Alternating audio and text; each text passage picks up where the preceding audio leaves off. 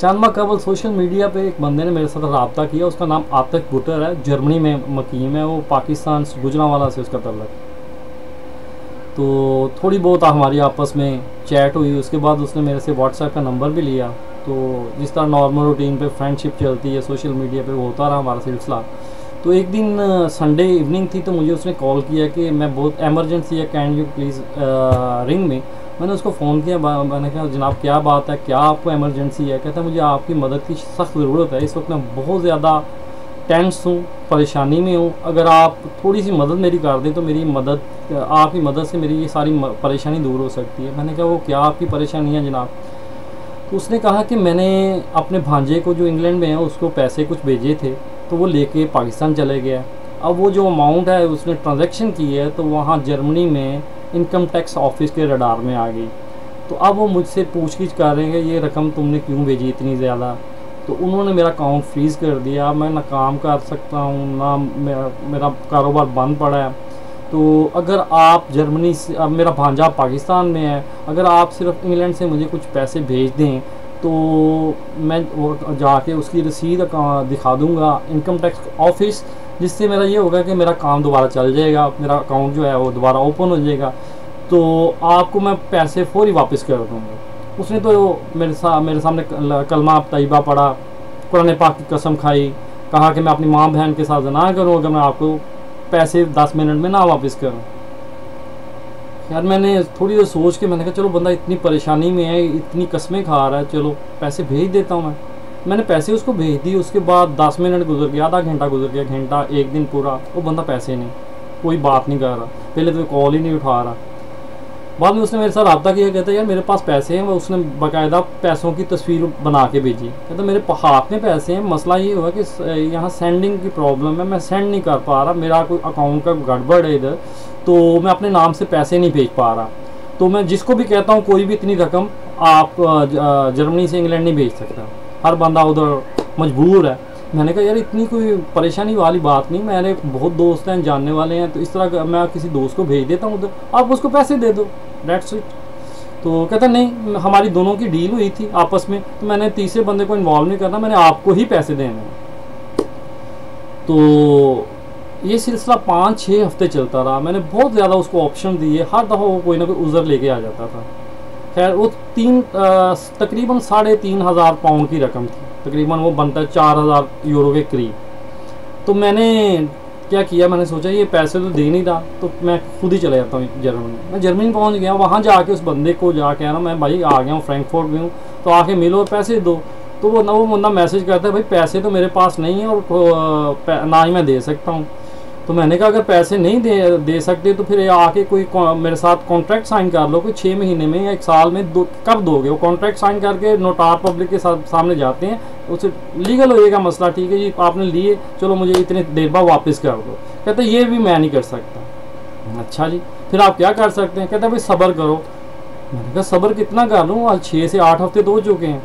मुझे समझ लगी ये बंदे ने पैसे नहीं देने। आप जिस तरह उसकी लैंग्वेज जो चेंज होती जा रही थी, आहिस्ता आहिस्ता उसका बिहेवियर थ्रेटनिंग होता जा रहा था। उन्होंने स्टोरियाँ सुनानी शुरू कर दी कि हम बहुत बड़े बदमाश हैं, पाकिस्तान में हमने बंदे मारे हुए हैं, मेरा अब्बा ये MPA का इलेक्शन लड़ा था पीपल्स पार्टी की टिकट से, ठीक है, हमने 5 बंदे मारे थे 1990 के इलेक्शन के दौरान, तो उस वजह से हम इधर आ गए हैं, आगे हमने पॉलिटिकल असाइलम किया था उसी बेस पे, तो हम तो बंदा ऐसे मार देते हैं, हमारी प्रॉब्लम कोई नहीं है, बल्कि इधर भी हम यही काम करते हैं। अगर कोई हम गड़बड़ कर, तुमने अगर कोई गड़बड़ की, अगर मीडिया में गए या पुलिस में गए तो मैं तुम्हारा भी बंदोबस्त कर सकता हूँ ऐसा ही। मैंने कहा ओके।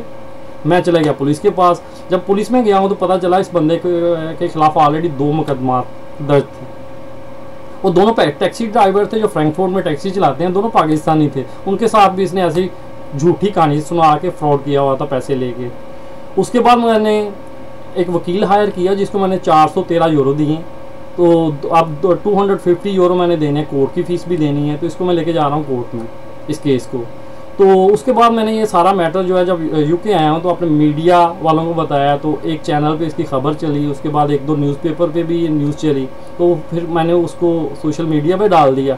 जैसे मैंने सोशल मीडिया पे वो न्यूज़ डाली हैं तो मुझे रिस्पॉन्स आना शुरू हो गया। मुझे इनबॉक्स किया कई बंदों ने कि जो इसके विक्टिम थे, ठीक है, एक बंदा जमाल काकड़ है, वो म्यूनिख में है, ठीक है। एक रिसलहाइम में भी है बंदा, ऑलरेडी जैसे मैं बता चुका हूँ। 2 बंदे तो टैक्सी ड्राइवर हैं फ्रैंकफर्ट में।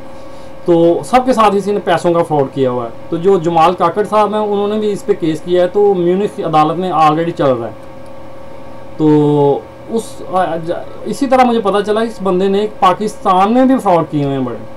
तो उधर औरतों के साथ इसने पैसे बटोरे हुए हैं बेवाओं के, कि वो कि आपको बच्चों को मैं बाहर ले जाऊंगा, उनको सेट कर दूंगा, आपका मुस्तकबिल बन जाएगा। एक तो बेवा है, गुजरांवाला से ताल्लुक़ है उसका, तो अभी मैं नाम नहीं इधर लेता उनका। उनके सारे डॉक्यूमेंट्स मेरे पास हैं, पूरे दस्तावेज़ात हैं मेरे पास, जिस पे ये साबित कर सकता हूँ मैं कि इस बंदे ने पैसे लिए हैं उससे।